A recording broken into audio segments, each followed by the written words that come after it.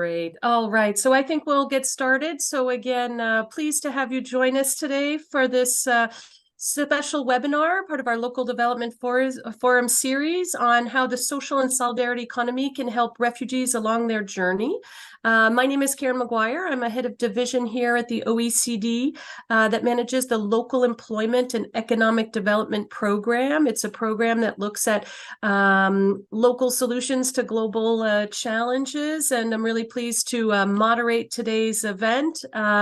This work is in a long stream of work that we have here at the OECD, looking in particular at as well how the social and solidarity economy can support local development, as well as the role of the different activities in supporting, in particular, refugees.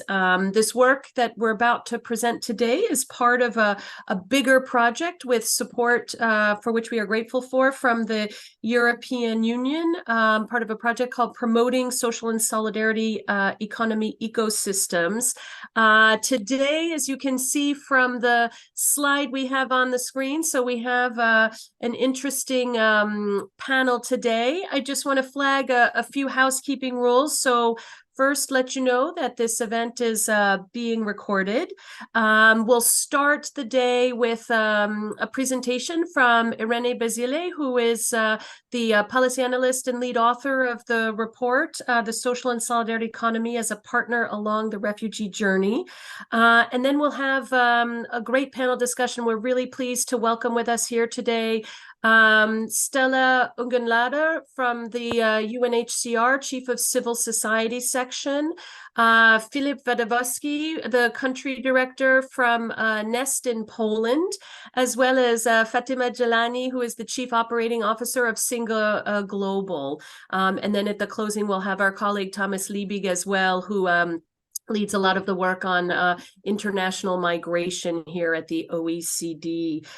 So just to remind everybody that we'll have different opportunities for questions and answers. So as you see in Zoom, many of you are familiar with Zoom, there is a question and answer tab. So as you think of something, don't hesitate to jump in with your question, and we'll get to that at different moments throughout the webinar. And of course, as you see, we've already gotten started. Don't hesitate if in the chat you wanted to share who you are and where you're from, because we know people are joining from all around the world. So I think just to kick it off, just want to flag that, of course, the subject that brings us together today is an incredibly important one.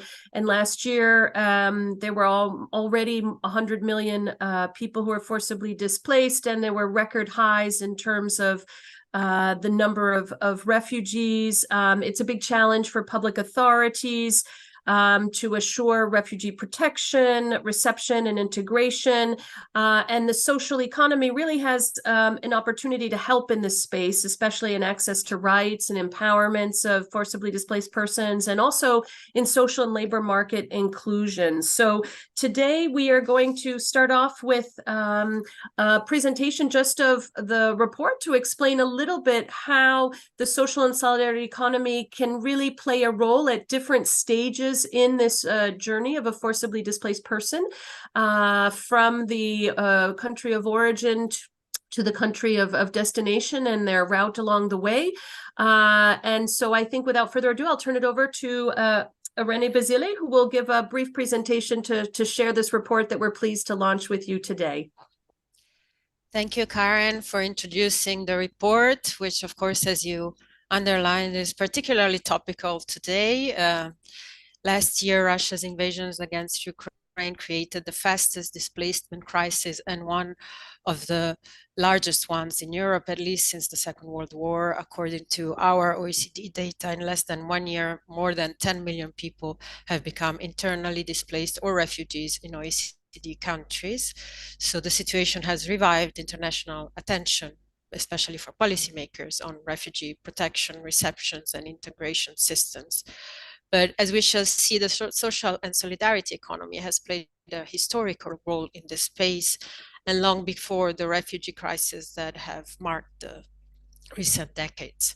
So the report had the objective of really exploring how the social and solidarity economy is helping implement and complement public policy systems in this space, the different activities it proposes, it offers for refugees, and obviously coming to some policy considerations on how the social economy can help national and local governments identify win-win solutions that benefit both refugees and host communities.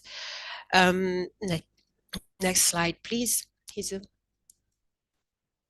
The social and solidarity economy is really a diverse network of actors that offers support along the refugees' journey. As you can see here, social economy entities work with forcibly displaced populations, and they take many shapes and sizes.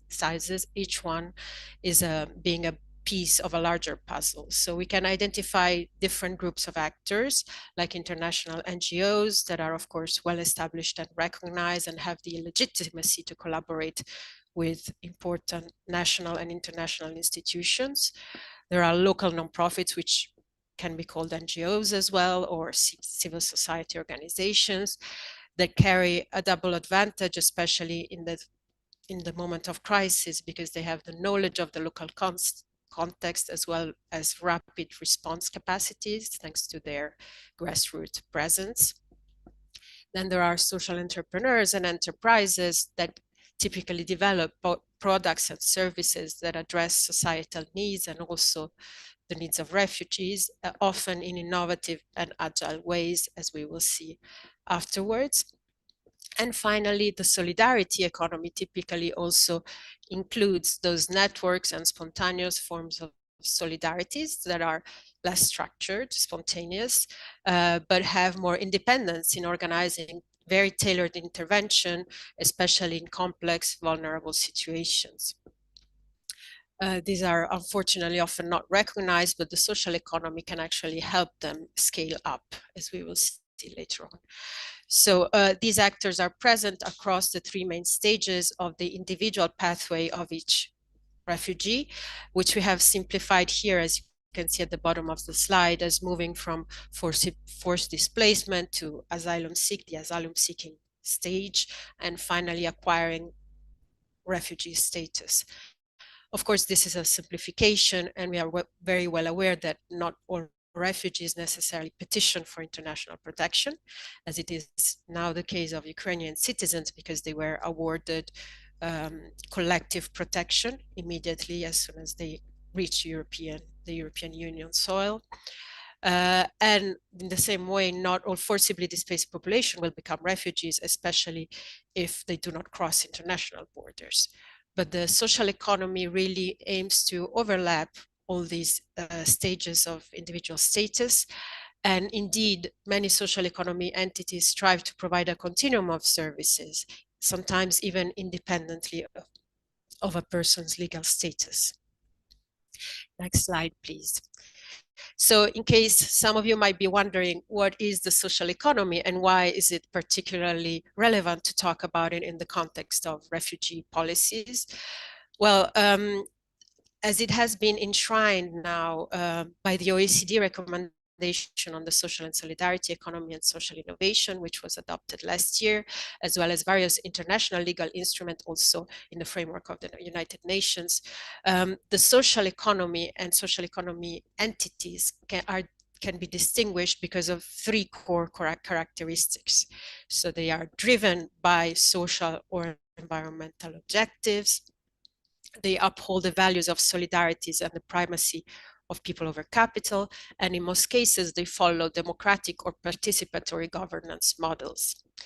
From these three defining characteristics really stem that specific added value that social economy entities can bring in the context of refugee support, because they have these participatory and locally rooted governance models, which help them contribute to design protection and reception systems that also at the same time address the need for social and work integration.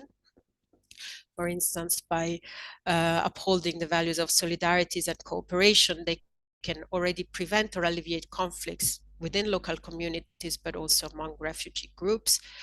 They can be often the first one to to develop responses and innovative solutions, especially through volunteering and citizens initiatives, but also social entrepreneurship that can complement public action, especially in a time of crisis. They are often initiators and implementers of social innovations that help refugees integrate and seek refuge.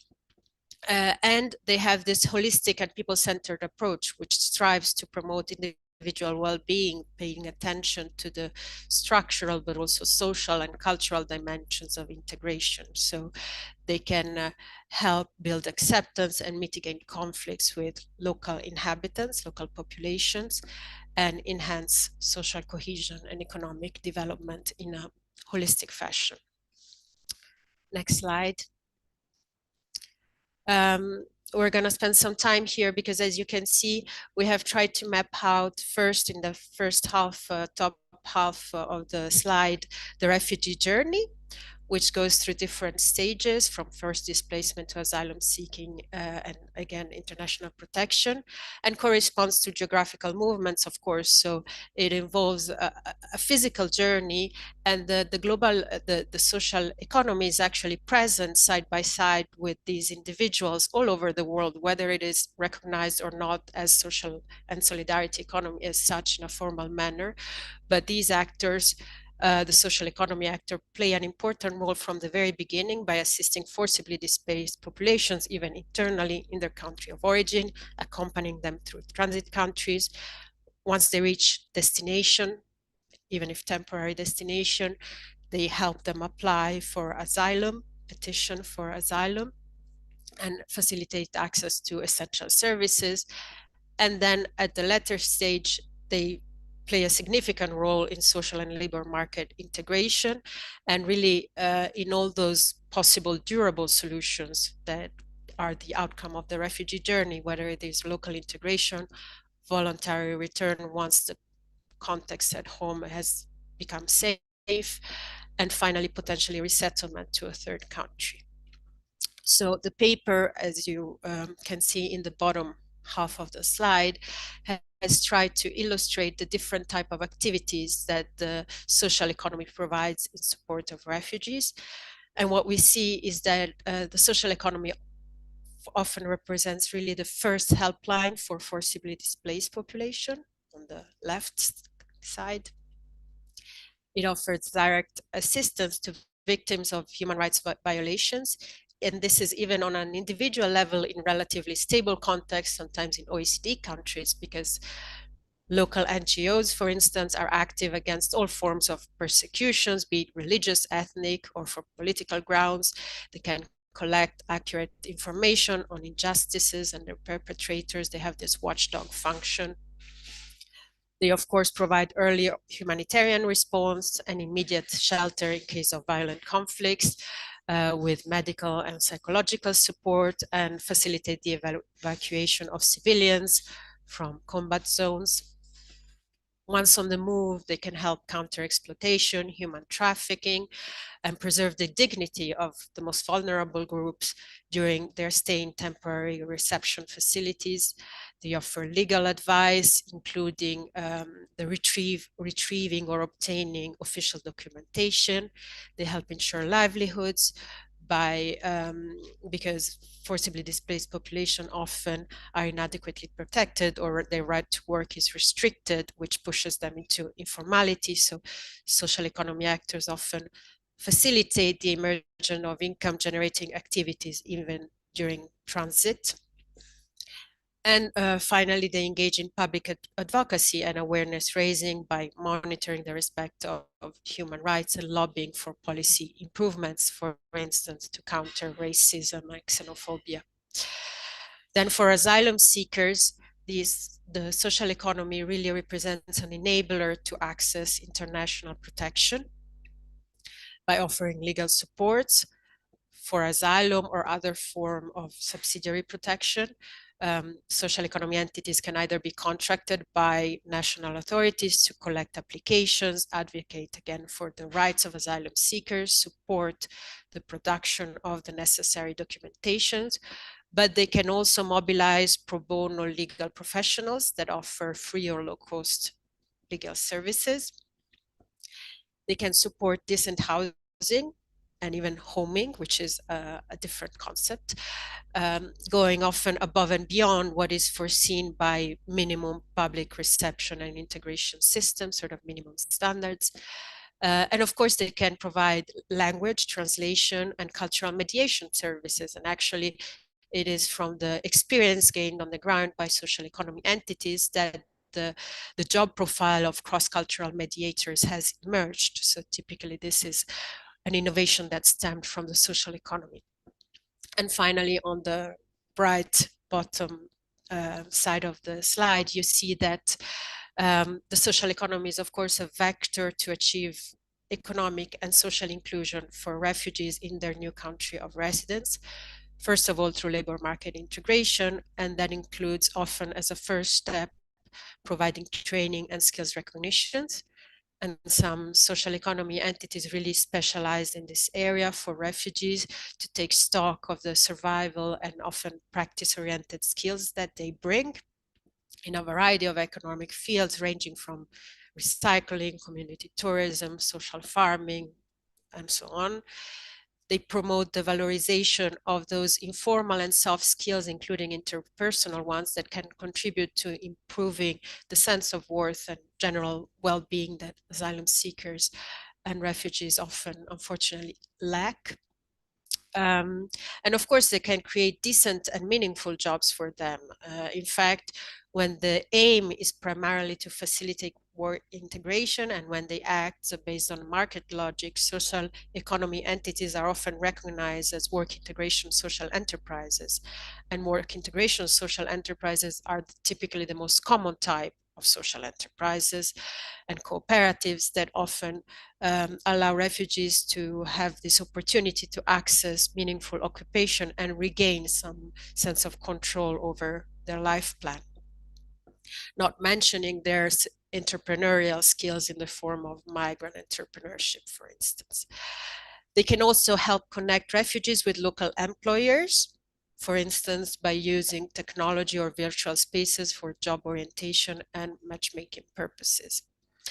And least but not less important, they can foster social inclusion, including by promoting trust among different components of society and different refugee groups or newcomers.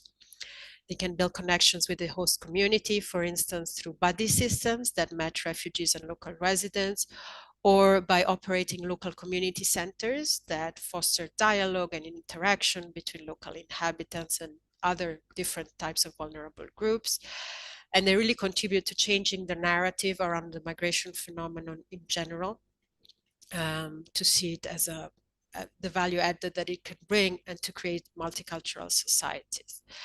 And finally, they can also, of course, facilitate internal relocation. For instance, in the case, because they typically operate also in more remote areas or rural area or middle-sized cities, which are often the most welcoming for refugees and the places where refugees can bring most value added. Next slide.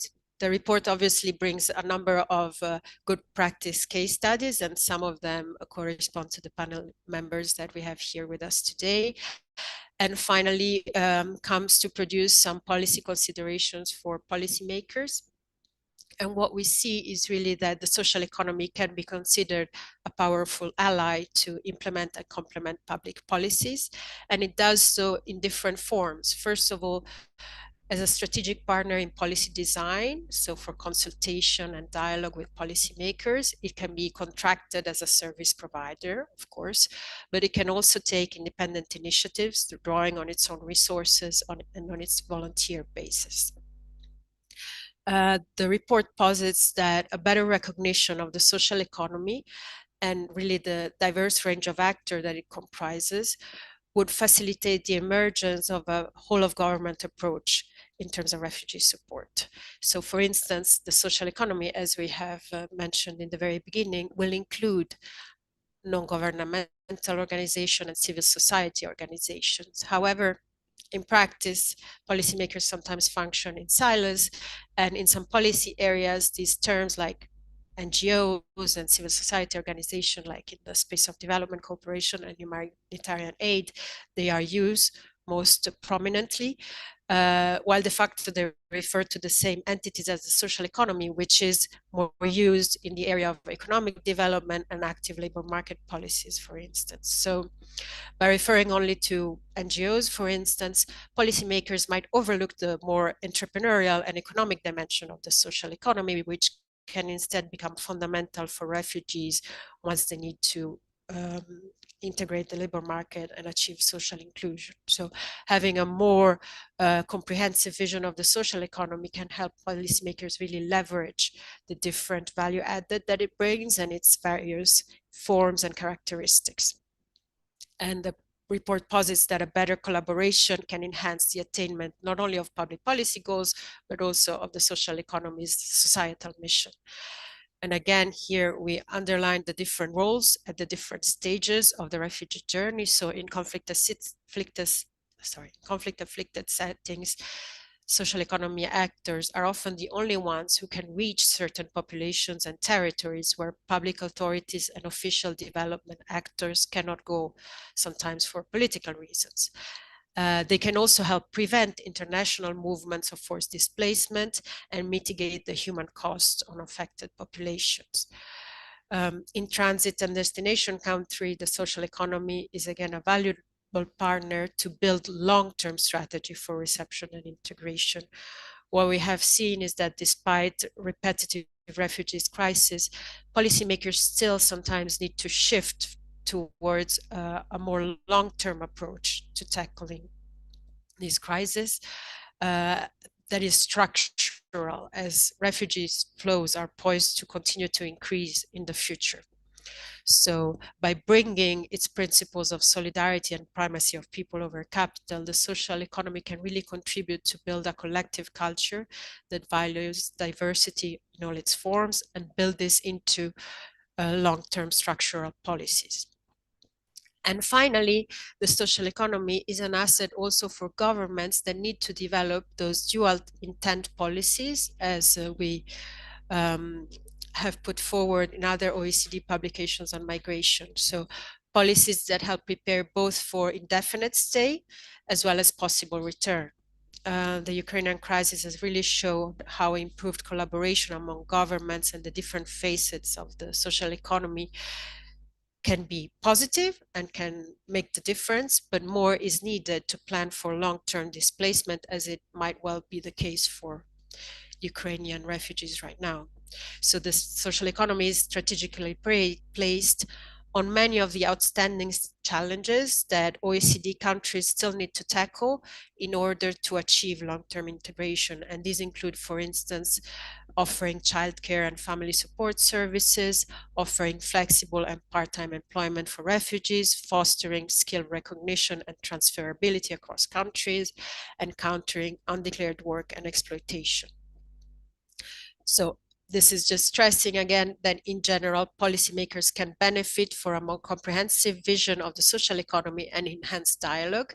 And next slide, we conclude on more precise action points where really the policymakers can partner with the social economy to develop win-win solutions that work for refugees, but also for host communities.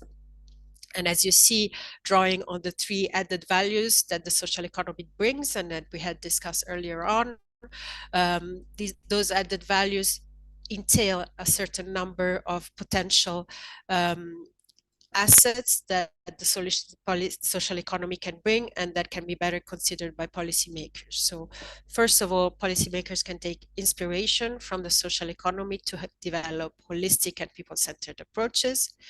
This includes, as mentioned, the design of protection, reception, and integration system through constructive dialogue.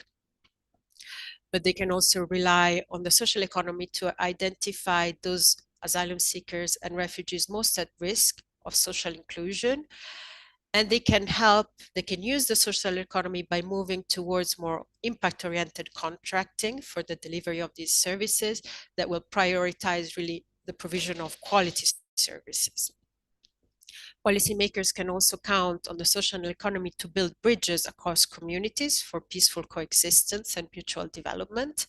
The social economy is a stepping stone for many refugees so that they can integrate a mainstream corporate environment or develop their entrepreneurial project. And it is in the policymakers' interest to safeguard the social economy's autonomy to experiment and to innovate. And finally, this can be done also by increasing the social economy's financial and impact literacy to help it reach financial independence and also to help it better prove its impact in terms of social well-being, for instance. And finally, policy makers can identify and replicate viable innovations piloted by the social economy, in particular subnational governments. The literature shows that they are the best place to carry out reception and integration services, and they are also the best place to understand what works in what context. So they can mobilize, for instance, local networks or create multi-stakeholder partnerships that involve the social economy as well as the academic sector, for instance, and private businesses. They can leverage the opportunities of the digital economy, for instance, through platform cooperatives that help scale really the operations of social economy and social enterprises and help refugees make the most of technological advancement, for instance, by accessing the gig economy and digital platforms that enable remote and geographically dispersed forms of work. And finally, we also underline the importance of peer learning as a mechanism at local level that can help disseminate good practices stemming from the social economy and identify innovative work integration pathways. These are, again, policy considerations that are put forward for the reflection of OECD governments in the context of a broader work that the OECD is carrying out, both in terms of social economy development, but also to improve migration and integration policies. Thank you, and I give the floor back to you. We remain available, of course, for any questions, and the PowerPoint will be also available online after this meeting. Excellent. Thank you so much, Irene, for helping to share the highlights and the findings of this report. And I think you have a link to it in the chat, so don't hesitate to download it. And I see in the chat people coming from many different continents as well. So pleased to have you join us from different roles, both from the social economy and also from government. So great to see that participation. We're now going to go into more of a roundtable discussion. And again, I'm really pleased to welcome Stella Ogunlader from the UNHCR, Chief of the Civil Society Section, Filip Wadowski, the country director for NEST in Poland. And we'll learn more about what all of these acronyms mean. And then Fateme Jailani, the chief operating officer for Singa Global. Thank you again for joining. And thanks as well for having participated, Fateme, in our local development forum back in Cork, Ireland, a couple years ago. So to sort of get this round started, you heard about from Irene the different ways that the social economy can play a really interesting role and why it has this unique positioning through being locally rooted, through being very responsive and innovative and also people-centered. So lots of different opportunities, especially along the different phases of the journey, helping to actually potentially prevent displacement up and through final integration in a new host country. So maybe we'll start with you, Stella, from UNHCR, which of course is the leading UN agency helping all those that have the right to seek asylum and find safe refuge after fleeing violence, persecution, or war. And of course, you're on the front lines delivering life-saving assistance in emergencies, safeguarding human rights, and helping to find long-term solutions for refugees for a place that they can call home. So Stella, you've had, I think, an opportunity to take a look at the sort of key findings of this recent report. And I'm just curious, what are sort of your reflections on how this can help you in the work that you do to try and protect forcibly displaced peoples and refugees around the world? Thank you very much.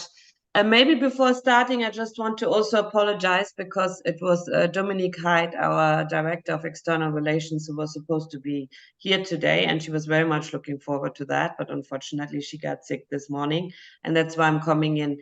I'm also very happy, though, at the same time that I have this opportunity to be here because my section actually works on collaboration with civil society on the refugee protection and protection of displaced and stateless. And we had this year in all 7 regions that we have, like in Africa, Asia, Americas, and so forth, regional consultations with civil society that were also on the topic on solution with a focus on inclusion. And I think that fits very well what Irene, what you just presented, is like how can we work closer together to ensure that we support refugees from the beginning of their journey until doable solution. I think the findings very much show the very important role that the social economy plays throughout the whole phase of displacement. I think, Irene, you were talking even about that it starts in the country of origin, where many persons, because of human rights violations and now even increasingly climate change and other reasons, are displaced, and where the social economy supports and helps. And then towards, coming to the asylum country, having a role in supporting them to have access to asylum, and then eventually also documentation, which, as you know, is paramount to have an access to rights, and then to doable solution. I think when you also mentioned the 3 solutions that we have, we call them doable solution in the Refugee Convention. And, one of them is the return, but that return has to be voluntary and it has to be in safety and dignity. And I'm sure the social economy plays their role also to make this dignified part, realistic and to support refugees in the reintegration when they return. But then we also have resettlement. However, resettlement means, just to clarify, that if a refugee cannot stay in the country of asylum, that he can go to a third country. And it's only a few countries around the world that offer this opportunity. And I just want to emphasize here that these opportunities are very limited. I think right now we only have 130,000 slots. So if we are talking, when you were talking about 110 million displaced, and out of them we have already 36 million refugees, with the tendency increasing, that is a small number. So I think the solution that becomes more and more viable, especially in what we call so-called protected situations that we increasingly face, is local integration. And so there again, I see that really the social economy has a paramount role, and that I think is for us one of the key findings that we also take away from this research. Having said that, of course, it is relevant for all 3, because also resettled persons, of course, need the support of social economy. I think it really fits very well with the Global Compact on Refugees. As you know, and this year in December, we actually have the Global Refugee Forum, and that all speaks about multi-stakeholder approaches. It fits very well with some of the objectives that it has, particular easing pressure on host countries and supporting self-reliance. And also the whole issue about working together. When you mentioned a whole of government approach, that sounds really good, because exactly as you said, in many operations, maybe the central government and the local authorities having different approaches. And I think the social economy, you pointed out that very well, makes the link between the two. And it also really emphasizes that we have to collaborate together with the private sector. And I think maybe even better than certain UN agencies or certain NGOs, the social economy seems to be really the link between the two and the knowledge of both. And I think that is a key finding to take away. To support this whole of society approach from the reception stage to the integration.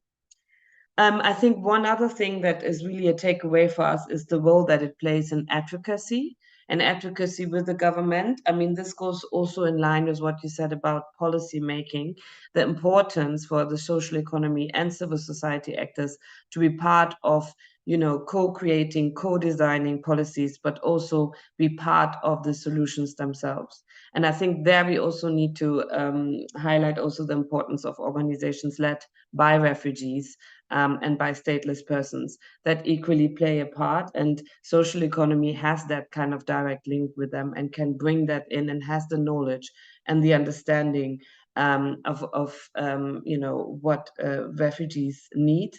And then the whole thing about making sure that they have access to social services, the whole role that they play in basically on the one side advocating for the government to ensure that they get access, the earlier the better, but then at the same time supporting the kind of transition in between by supporting refugees. And then again, this access to labor, which for us is really the prerequisite for refugees to be able to locally integrate, to be self-reliant, and to not be dependent anymore on aid. And that also again helps us as UNHCR and UN and other UN agencies, but also NGOs, to basically either phase out or to focus on those vulnerable people that maybe do not get the same support and that need special considerations. So all over, I think this is a really interesting research that helps us as UNHCR to better understand also the social economy sector, and to see how we can how we can work together more, how we can increase and strengthen our collaboration and make sure that our interventions are complementary. So let me stop there. Excellent. Thank you, Stella, for really highlighting the sort of different and unique roles that it can play and how this fits in also with your overall objectives. I think it's particularly important, the items you mentioned about the sort of scale and what we as different societies are going to need to think about, because not everyone will have an opportunity to return based on the numbers that you were expressing. So I think this vision of the journey from before displacement up until resettlement or return, I think is really very interesting to see the role that they can play in these different phases. I'm going to now turn to Philip.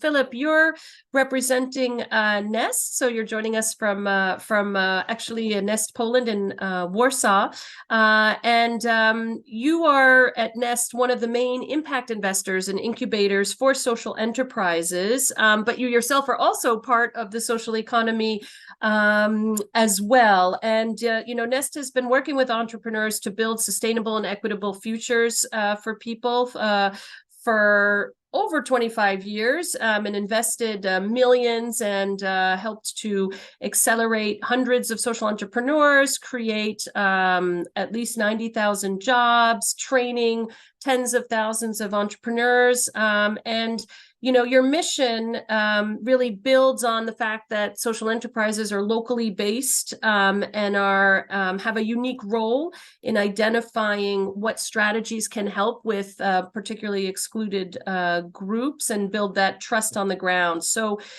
given all of the work that you do, how do you think, what are the findings of this report? How do they relate to the work that you do, and in particular the role that you play in trying to support job creation and poverty reduction? Yes, thank you for the invitation. Thank you for hosting us here and for for this report, which I think is very interesting, and also identifying the action points that we will talk in the final stage. That's something that I'm looking for.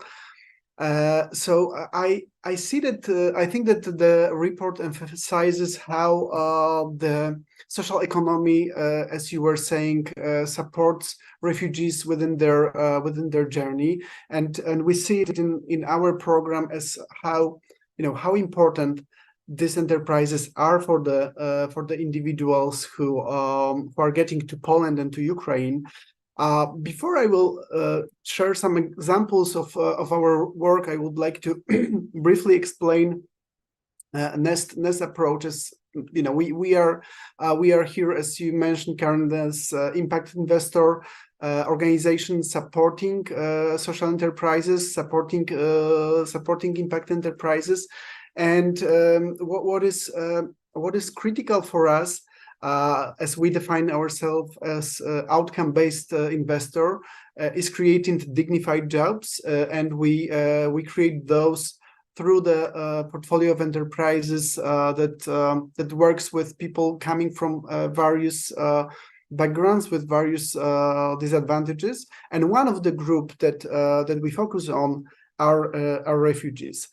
So this is, with all of that said, and with all of the history that you that you referred to, in last year, in 2022, after the outbreak of the war, of the Russian invasion, we decided to adapt our methodology to support social enterprises and impact enterprises that are on the ground in the countries that in the Central Europe, where we have our acceleration programs, so Poland and Romania. And with the support of our partners, IKEA Social Entrepreneurship and Cisco Foundation, we launched the Refugee Employment Initiative. Through this program, within a year, we were able to support over 1,200 people with all the wraparound services, and I'm referring to the refugees and migrants that got access to the childcare, to the training support, to all the reskilling and upskilling services that are so crucial for securing the job. And what we are doing is providing those enterprises with mentoring, with business assistance, and also with the patient capital. That's really critical for their success. And getting back to your question, as I read the report, what really speaks to what we have seen on the ground throughout this program, Refugee Employment Initiative, is the fact that what you also highlighted, these are community-based enterprise.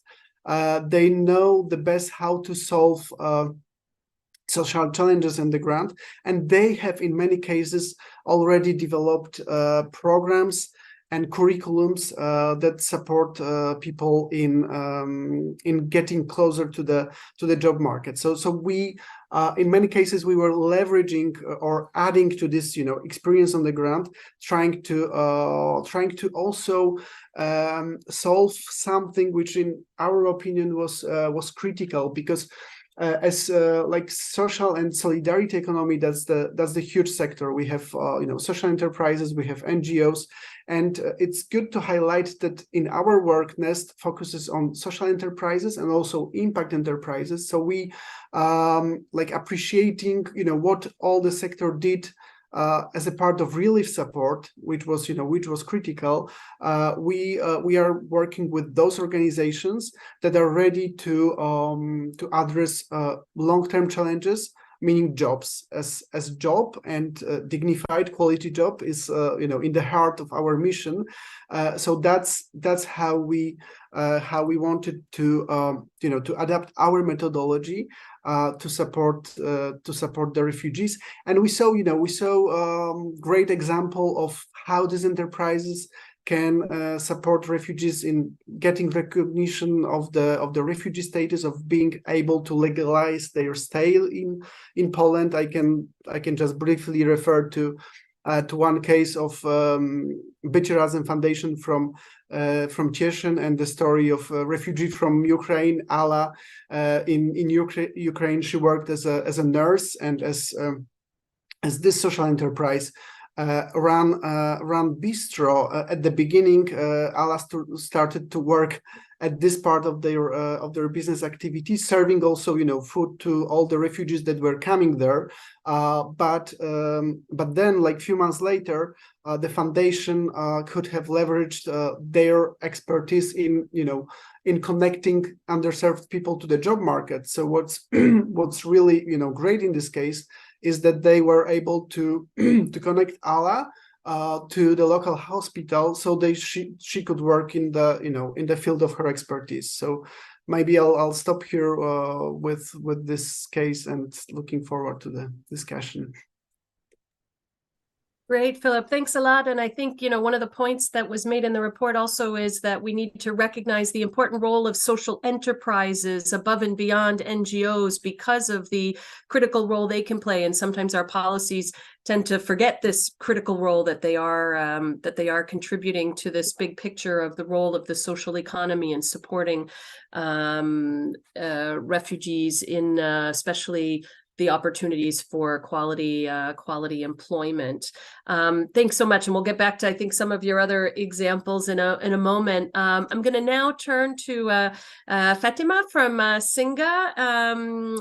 Singa was a social enterprise in France that has now grown tremendously, and you have now, I think, a global community across 7 countries in Europe and North America with well over 80,000 members and a team of almost 100 professionals. So quite a big organization. And just to flag that this example that you have of having grown is really an interesting point as well for how we think about internationalizing great models and transferring great models from one location to the other. So Fatima, why don't you jump in a little bit on what Singa is doing and how that sort of speaks to the different takeaways that you might have from this recent report by the OECD. Okay. Thank you, Karen. Can you hear me? I just want to double check. Yes. Okay.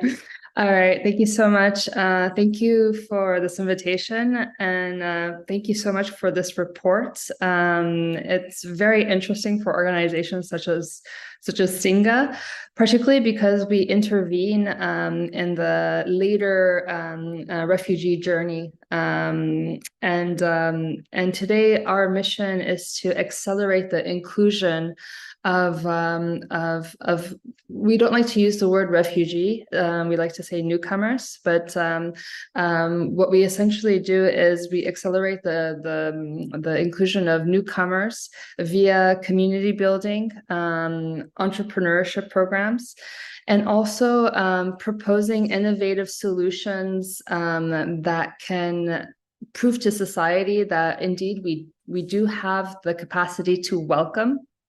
Sometimes it's just a question of imagination and will, I like to say.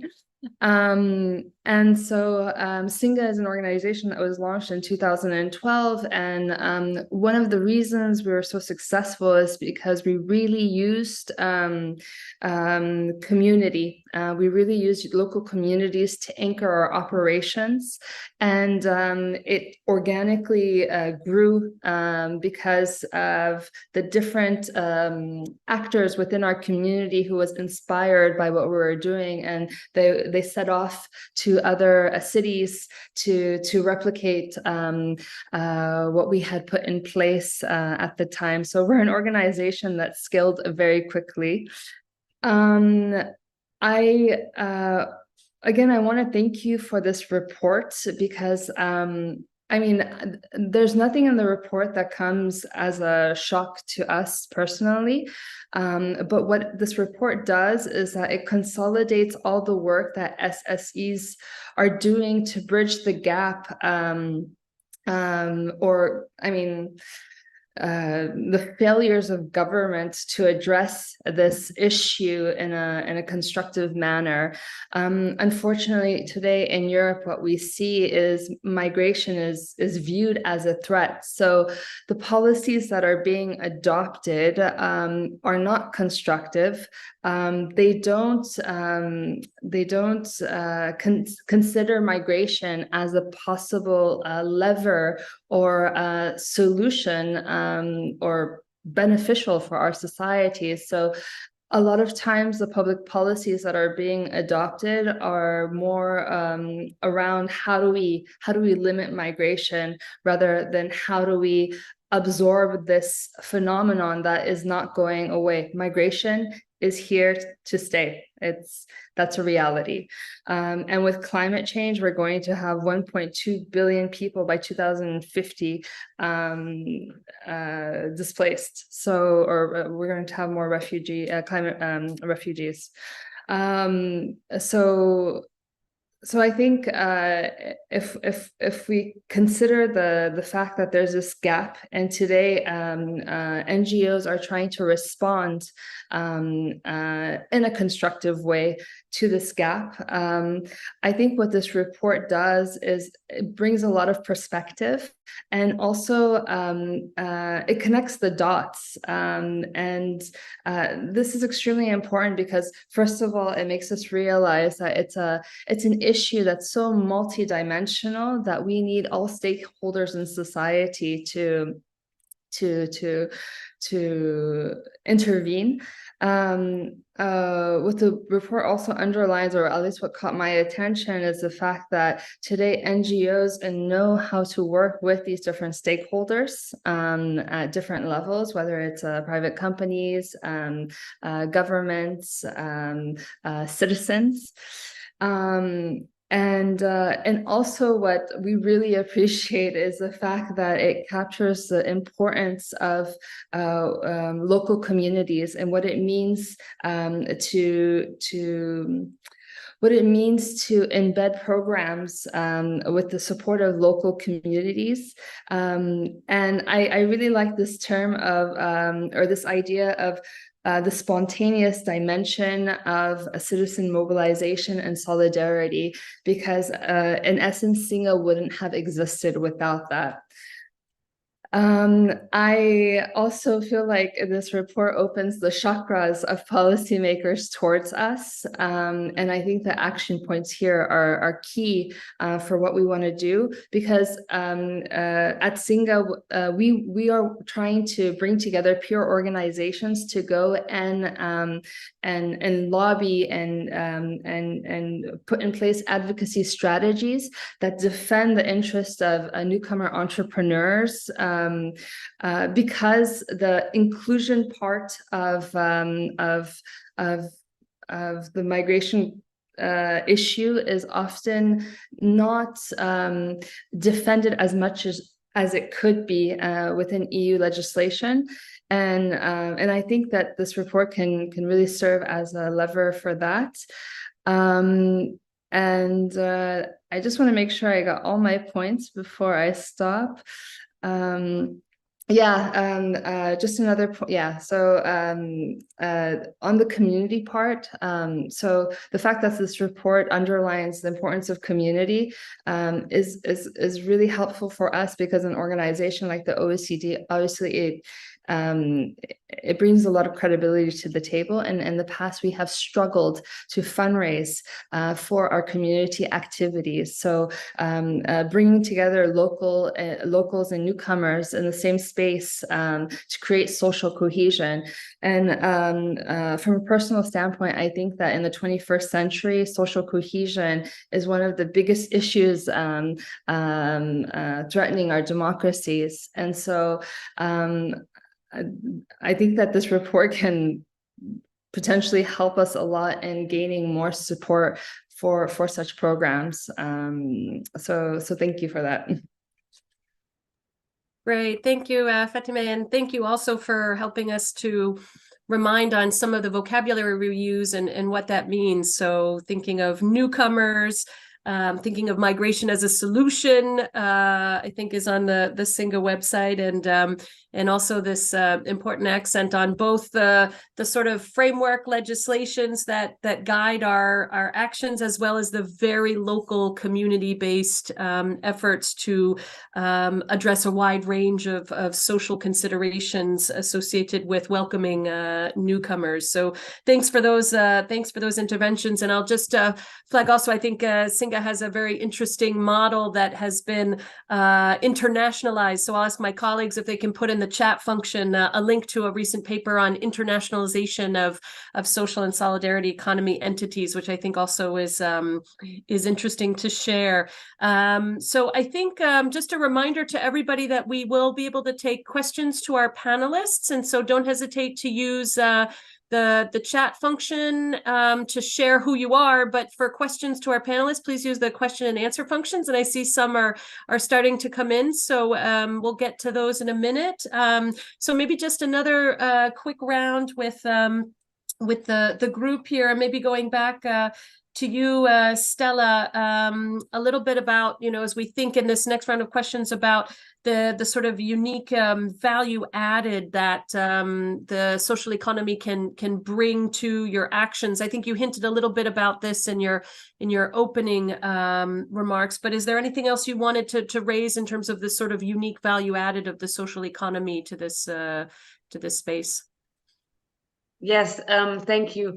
I think to summarize, and then I give maybe a few examples. I think it's really the what this report underscores is the importance of economic inclusion and social protection for refugees and the role that these actors play. And I think it can help to raise awareness that refugees are not only persons that need assistance and that need support, but they can actually contribute to the host countries in which they are, and in some cases even to the development of these countries if they are adequately supported and included. And I think other examples that I think again came out very well in the report is the way how the social economy and civil society can support social inclusion in terms of making sure that there are no misconceptions, that there are prejudices that are overcome against refugees, that there are some conflicts that are addressed. I think we see it rising in many countries, the kind of issues with xenophobia or the misunderstanding about why these people come. And I think bringing them together, with the societies of each country, whether it is during work, education, or any kind of cultural exchange, skills development and other activities they do, they bring them together, they make them, understand each other and move together. Then I think what is also very important is this whole thing of job creation, skill development, but also recognition of skills, right? We always see them, again, as I said, as somebody coming needing help, but there are also people who actually have a lot of knowledge. They have jobs, they had jobs before they arrived in the host country, and with the support of the social economy, they can make sure that these skills are recognized and maybe even further developed, strengthened. Or maybe they need to learn the language and so forth, but they can, they can be included in the job market. And they can support, businesses, or even with their help, maybe establish their own. I think another thing that came up, and I think, Singa, you also have some really good examples with your business incubator, for example, is this whole thing about innovation, coming up with new ideas and customized solutions. I think, again, you were really emphasizing the whole thing about it's community-based, it's localized. And I think this is also really something that comes out of the report that we can benefit from and can be learned from, and we can share good practices of that. And then I think I've already said that in the opening, Karen, the whole issue of advocacy, I think is just needs to be, re-emphasized over and over again. Social economy is in the country. They know how things work. They know how to talk to the government. They know where the challenges are. And that's where they play a strong role to make sure policies and practices are changed. And finally, and that's the whole thing, I think, of the localization agenda, is the fact that it's a long-term solution. It's sustainable. The social economy stays there. The actors, civil society, stay there. The UN, for example, certain international NGOs and so forth, we come in, we support, but we're not supposed to stay in our support, but they stay and continue and help them on their journey until they're self-reliant. And I think that's another really strong takeaway. Back to you, Karen. Right. Thank you so much, Stella. And I think this sort of these different functions, like you mentioned, advocacy, as well as Singa was mentioning, the sort of societal understanding and acceptance of people with differences, regardless of what they are, is key both to preventing displacement, but also to supporting integration. So kind of both ends of the journey that that Irene highlighted. Turning to you, Philip, and maybe you can also, as you answer, help us explain the acronym NEST. But I know that you provide, as you mentioned in your remarks a minute ago, certain kinds of wraparound services. And so just in terms of the, the impact investing role that you play, you're focusing on social enterprises, not as much the traditional for-profit companies, to help with labor market integration. Could you tell us a little bit about why you see this value added of the investment in a social enterprise versus other kinds of enterprises? Sure. And responding to the acronym, the truth is that we don't use it, so much anymore. But that came historically from not for profit and self-sustainability team. This is how this acronym was built, and what remains as I think the most important part is this idea of self-sustainability, and that was also Stella was referring to just before, as the organizations and the models that we want to support. We want to see this self-sustainability entailed within this model. So that's still prevailing. And responding to your question, what does it give it to, like why it's worth investing in these organizations, in these enterprises? I think that one of the most important things is because these solutions are very efficient. They can support refugees in regaining their economic stability, in regaining the confidence. So that's something that we should be really, as a society, giving back to those people. And on the other side, all the, like other speakers were also mentioning this new people coming are bringing new ideas. They are contributing to the overall growth of the society. So this is why we need to come up with the efficient mechanism to help them settle down here and launch successful lives and careers. But I want to also mention some specifics of our program, given that as I referred at the beginning, we launched it last year to support all refugees and migrants, but all the numbers related to the like 8 million Ukrainians that came to the Central Europe after the outbreak of the war.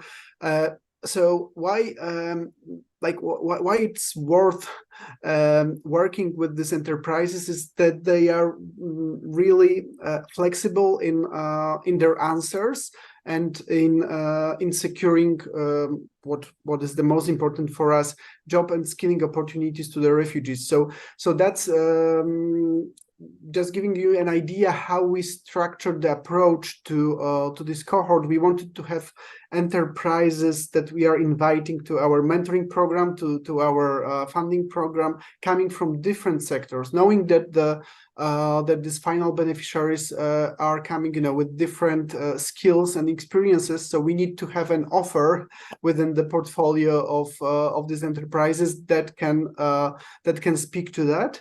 And at the same time, that was also about selecting the business models that can provide jobs and career development opportunities on the ground. But interestingly, we managed to invite some of the IT businesses, enterprises that, for instance, are building marketplaces, and they can work remotely. They need to first provide needed skills to the individual. So with this with the upskilling, these refugees can later on work after coming back to the Ukraine. So that's the ideas that we had while structuring this program, so it could really respond to the challenges that we saw here. And just ending up, because we were saying about some needed support, like cultural training, affordable housing, legal support.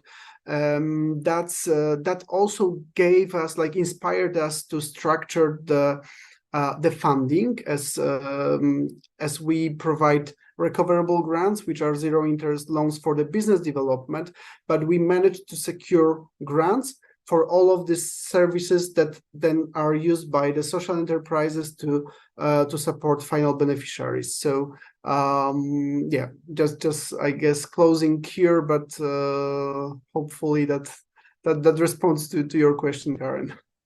Great. Thanks so much, Philip. And that reminds me, we have a question there that we'll get to in a minute. And if David, who asked the question about funding models, could just re-input the question to clarify that, because then we might be able to ask some issues about funding to our panelists, because I know what you just mentioned, Philip, was very interesting about you're supporting the impact investment, but you're also helping to support them receiving grants as well for some of these other activities. Turning back to you, Fatima, and if you could tell us maybe also what the significance of the word Singa means as well in your response, but could you maybe just speak a little bit as well to, to some of these issues associated with the mission to build really these inclusive communities, and how you implement concretely these kind of win-win solutions for both the newcomers and the host societies? Well, maybe just to start, I don't like to use the word win-win, because it sometimes makes it feel like this. I don't like to take it sounds very transactional, and to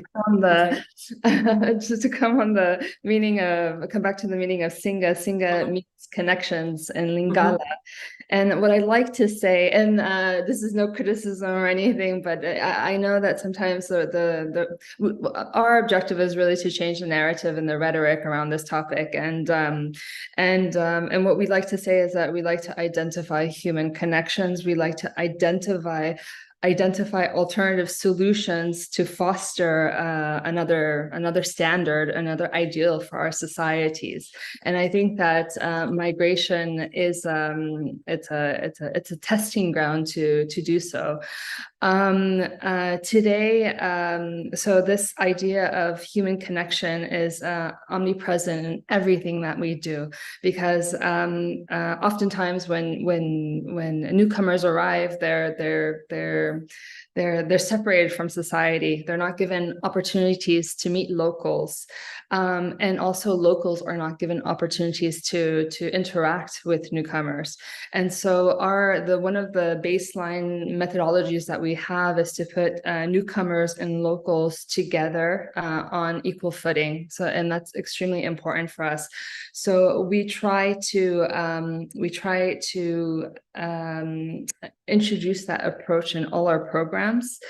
For instance, all our entrepreneurial programs today, we take 70% newcomers, but we also take 30% locals. So locals who are working on projects that could potentially help resolve certain issues around migration. And by bringing these two groups together, we think that it's because human connection for us is a precursor to innovation. So locals who are engaged and who want to do something around migration, well, I mean, there's no better place to do it at Singa with the newcomer entrepreneurs that are also trying to launch projects. So there's a lot of exchange there. And then another concrete example I could give is our program J'accueille. Today, we have a citizen co-hosting or a citizen hosting program where local citizens can provide housing to newcomers from a period of 6 months to a year. And this program was launched in 2016, and thankfully has been quite successful. Not just because we provide the platform to connect locals who want to house newcomers, but what we do is we also provide the rules of engagement. I think at Zynga, yes, we have communities. We believe in this idea of bringing these two groups together. However, I think of Daniel Goldman's book, Emotional Intelligence, the New IQ. I think that the biggest issue of one of the biggest issues of the 21st century, if we want to have more social cohesion, is to help foster emotional intelligence. And by putting in place rules of engagement, by putting in place methodologies so we could better anticipate the relationship between locals and newcomers that don't necessarily have the psychological tools to understand each other. Oftentimes these situations go much better if in situations where we wouldn't have provided that. So that's a huge part of what we do. So just to recap, we are very anchored in our communities. We want to foster an environment where both locals and newcomers can exchange.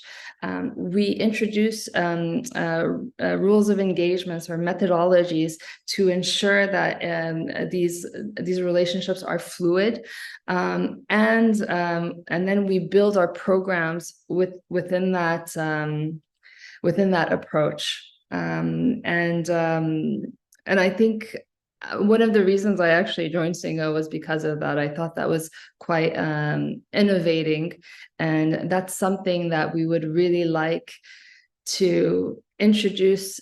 And I don't know how exactly, but in public policy, if it's possible. Great. Thanks, Fatima. And we'll keep in mind that we should be thinking about this with the framework of connections as really an underlying theme here. I'm just going to jump over now to some of the questions, and I see some other items in the chats as well. So just to flag that as we put out these questions to our panelists, that of course several of you might have interesting examples that you might want to throw into the chat as well. So don't hesitate to do that. I see a reference, for example, to the role of vouchers, and we have, for example, a recent paper on the role of social vouchers for inclusion. So I think the link is there in the chat. But I think maybe first going over to you, Philip, and possibly others on the panel if you'd like. But we have a question from Ukraine, actually, talking about how it might be interesting for those working in other countries to kind of liaise with stakeholders and of the social economy in Ukraine itself as a way to help maybe build up that those connections, but also benefiting from the local knowledge of the Ukrainian social economy actors. So I'll throw that out to the panelists, but I think, Philip, you're probably one of the most active in this space as well. Yeah, thank you. Can you hear me well? Because I switched to earphones here. Yeah, I wanted to respond to that if I'm getting that correctly. That I read it as like going to Ukraine and working with social enterprises with the ecosystem there, like requires engaging, local stakeholders, and that's something which is clear to me, clear to us, and so I wanted to tell to Pedro and to Petra, and maybe we can also get connected afterwards, that we as NES, we are thinking about partnering with local organizations like like CLAB, like Impact Force, and having in mind the idea of supporting the ecosystem there. I just want to briefly acknowledge of the obstacles that we identify for now on the legal side of the investing from overseas to Ukraine, but just I think that was the question about networks with the local organizations. That for sure should be should take place. Great, Philip, thanks. Does anyone else want to jump in on that question in particular from the panel? So the question of Pedro, right? Yeah.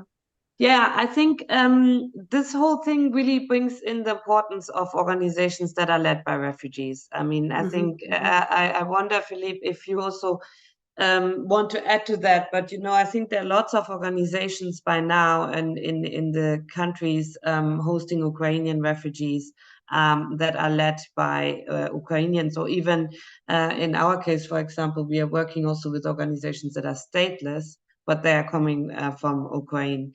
And I think that is very important. UNHCR really makes efforts in this regard. For example, we have an advisory board that's consisting of 16 of these organizations led by refugees, displaced, but also women and youth and so forth, who help us for our own policies. So these are not government policies, but we also develop UNHCR policies and guidances and review them and provide us input and help us to co-design. And we also have some initiatives to provide them with direct funding, for example, like simple grants or an innovation fund that supports them also with skills development and mentoring and so forth. So I think, to come back to what Pedro said, it's very important to have them involved in all kinds of programming and assistance that we are providing to refugees from a certain country. Great, thanks, Stella. Any other panelists want to jump in before we move on to the next question?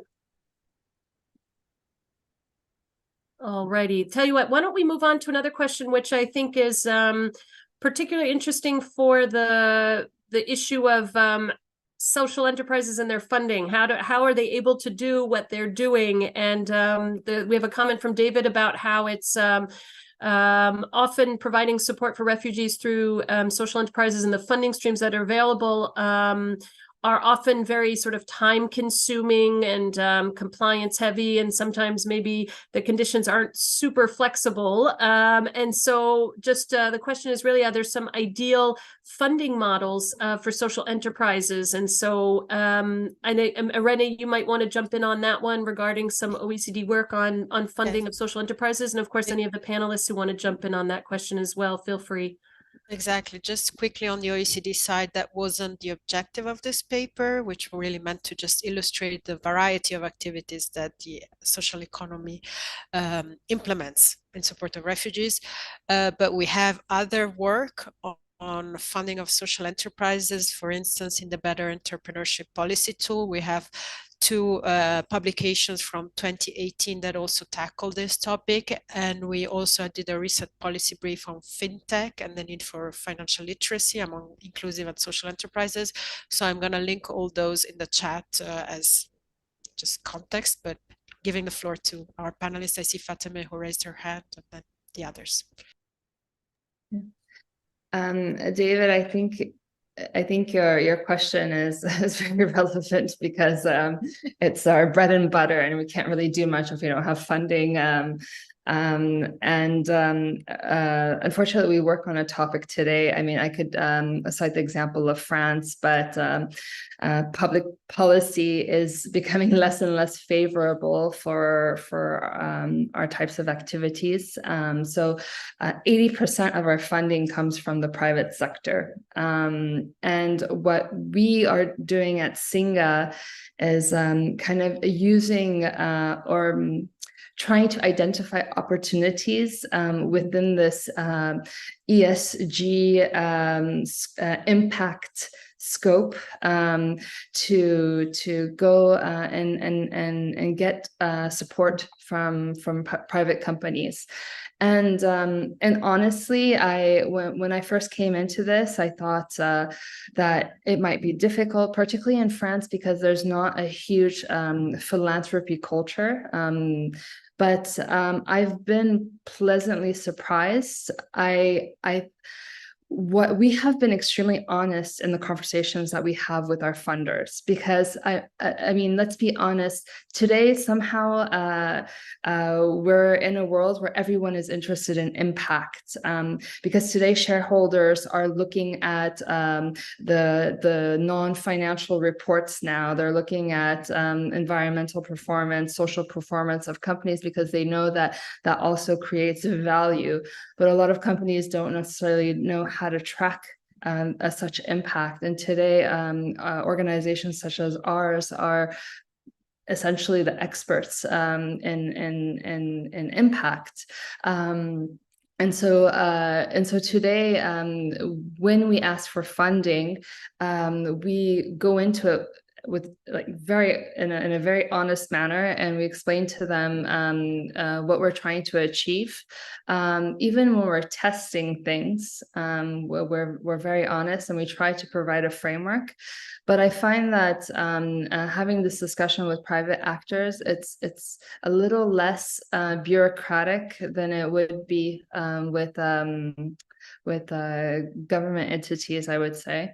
And also, I would say private sectors are more interested in testing and funding us for pilot projects that essentially allows us to keep that innovative upper edge that smaller SSCs have.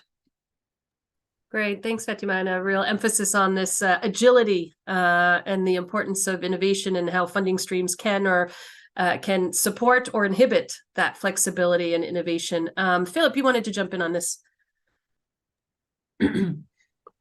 Yes, thanks. Just quickly on this one, as that's one of the pillars, right, for us providing funding to something that we call the missing middle enterprises. So we are somewhere this section of the ecosystem that we work with, we want to make them less depending on grants. So we need to see that, you know, this concept is within their sustainable business model, so they could, for instance, repay zero interest loans that we can provide, that we need to fundraise from corporate partners or from public actors, like engagement of public actors. That's really the key, because we need to de-risk our investments. We want to invest in enterprises that create these quality jobs for refugees and migrants, and that's like, let's be honest about it, that might entail a higher risk. So engaging also public funding as a security funding, as a pool of funding that we can disburse, that's very important. And in terms of structuring, you know, the entrepreneurs need patient funding. They need, you know, grace periods. I spoke about interest rate low or zero interest rate. So that's in terms of the like structuring and pricing. Great, thank you so much, Philip. And it's true, there's a lot of different angles one can take in this, in the funding opportunities and how they're structured. I see we're coming towards the end here, and we want Thomas Liebig to be able to join in. So what I'm going to ask to all of our panelists here is, there's an interesting question in there about whether there are studies on differences in the effectiveness of services by the SSE or potentially UN campaigns based on the sort of characteristics of the people that are being displaced. So if you have any interesting studies you want to share, please go ahead and put that in the question answer or chat function for Hussein, who had this question for us. I'm going to turn now to Thomas Liebig, who is one of our senior experts on migration for the OECD and has been, of course, tracking this for many, many years. Thomas, coming from the International Migration Division, you want to tell us a little bit more about sort of the work that you're currently doing and to share with our audience here today? Thank you very much, Karen. Thank you for the opportunity to kind of connect this to the broader work that we're doing in the Directorate for Employment, Labor and Social Affairs on migrant integration. And I think it fits very nicely, the topic of today's discussion of the paper, with some of the broader trends that we are observing in terms of migrant integration. Well, first of all, the good news. So migrant employment is at record levels across the OECD, in contrast to what many people think and what you may think when you listen to the social media. Part of that is also due to the fact that refugees are integrating better into the labor markets as before. And this is mainly due to three broad trends. Well, first of all, it's very clear that labor markets in many OECD countries are like desperately in need of people.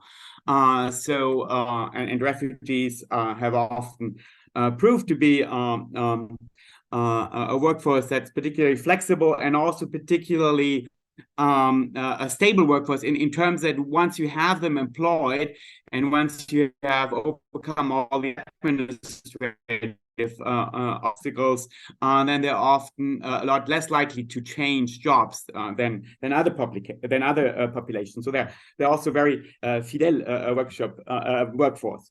Part of this is also due to the fact that on average, we see high qualification levels of refugees than before.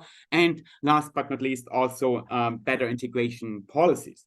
And indeed, that's one of the most fascinating trends when you look at it. I mean, I worked on refugee integration for 20 years. And when you look at the broader trends in terms of what's happening across countries, you kind of see a convergence of integration policies. So the traditional North American model, Canada and the US, where the social and solidarity economy was actually perhaps the driver of integration efforts, and a lot of the initiatives which are mentioned in the paper and which are presented here today have their origins also on that part of the world. And because the state did very little, whereas in Europe, particularly Northern Europe, the state did it all. And that kind of gradually shifted since about 2015-16 with the arrival of refugees in that period, and with the state taking a strong engagement in North America.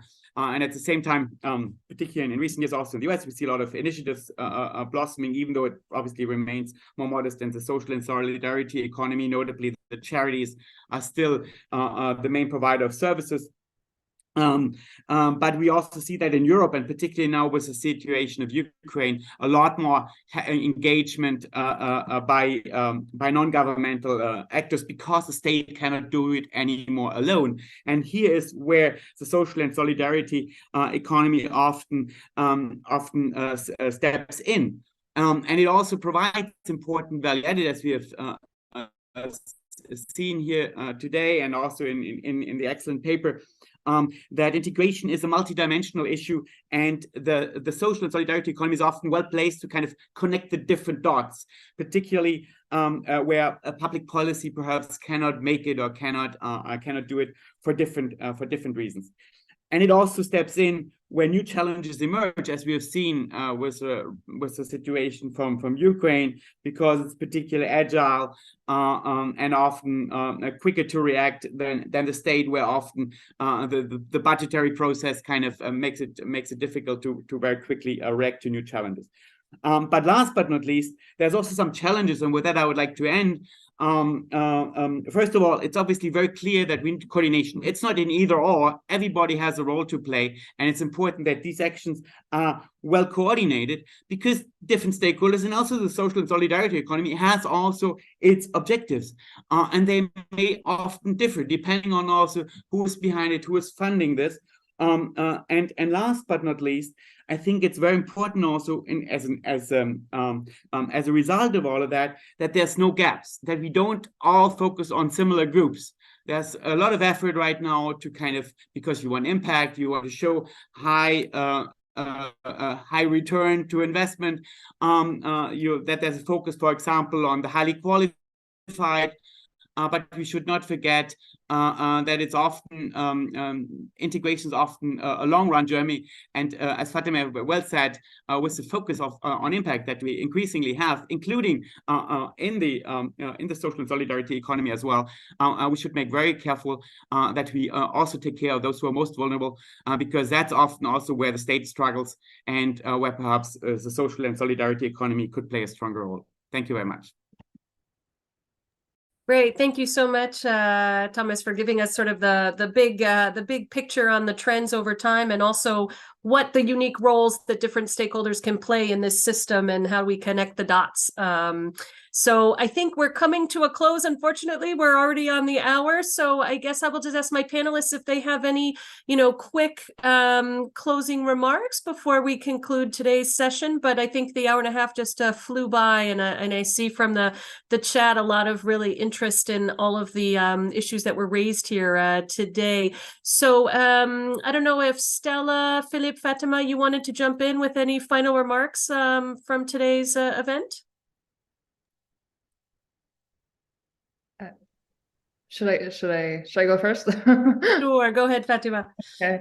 No, just first of all, I want to really thank you guys for just capturing what we do. It gives us so much credibility, particularly because when Singa was first launched, you cannot imagine the amount of hate mail that we received and the incredulous way people would look at us when we tried to explain what we wanted to do. So today, 10 years down the line, when we see that the OECD recognizes our practices, you cannot imagine what this means for us, and you cannot imagine the credibility it will give us to go and do advocacy. So thank you for that. I agree with Thomas. I think today we really need to coordinate better, and we really need to work together. At Singa, what we're trying to do is create a EU coalition of peers where we could go together as one voice and try to lobby or try to embed the interests of migrant entrepreneurs in certain legislation.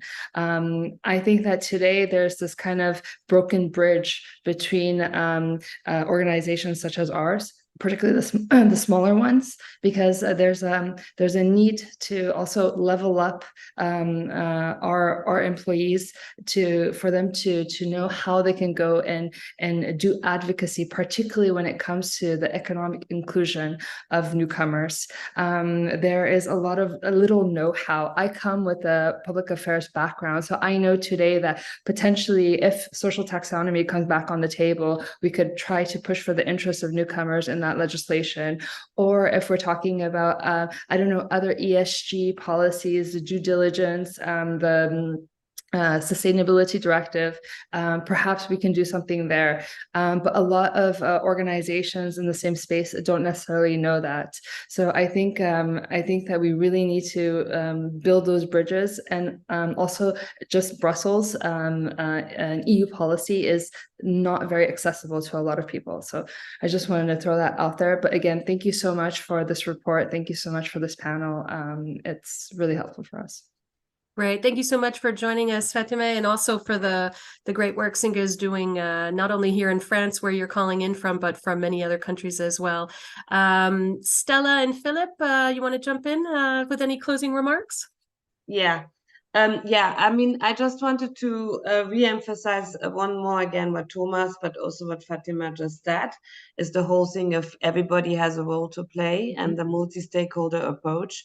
And I think, again, thanks to you, Ivan, for this report, because it's a good reminder for us to get together and to work together. So I hope this is the beginning of a wonderful journey.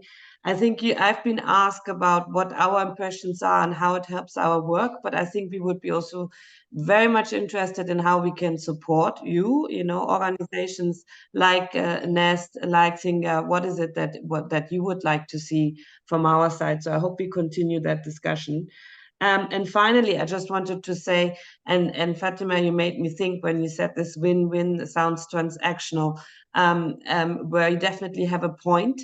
But I just also think, and that's not a but, maybe it's an end, that, your work really can show much more what refugees can bring to your societies and why it is great to have them, and not, re-emphasizing what I'm sorry we hear more and more in Western Europe, the kind of negative narrative. And Fatima, you were just saying that your beginning was hard because of your work you did. So I think this kind of thing, showing how they support economies, how they are skilled and so forth, how they contribute, is something we should maybe also work together more in the future.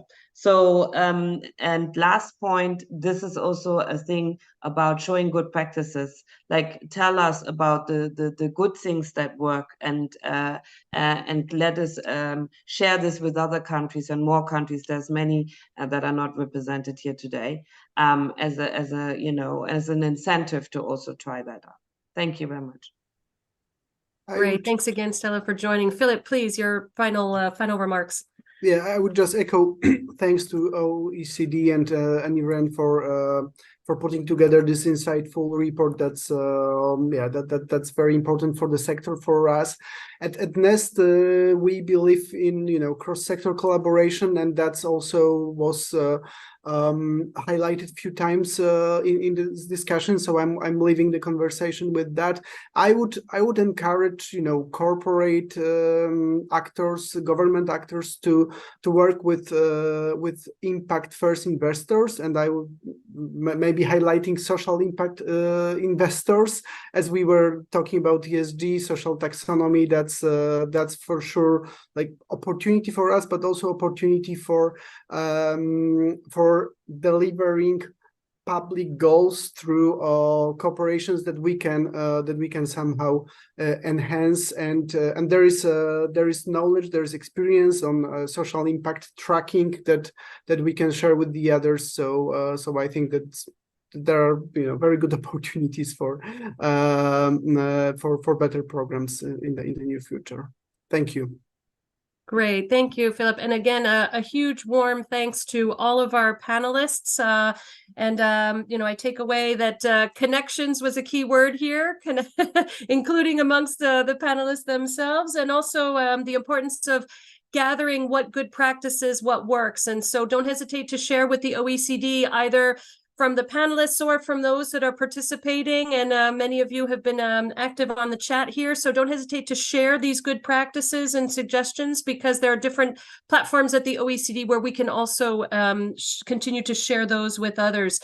So we'll have to come to a close, and really pleased to have spent this time with you. And again, we are pleased to have this recorded, so that if any of your colleagues or friends didn't get a chance to join in at this time zone, they can log in later and listen in, as well as the PowerPoint presentation can be checked out online. We'll send you a follow-up email that you can forward to different folks if you would like to. Just look forward to seeing you at a future Local Development Forum event. And don't hesitate to, again, to share these great examples and practices at the OECD, so we can share those with all of our countries and beyond. So have a wonderful rest of the day.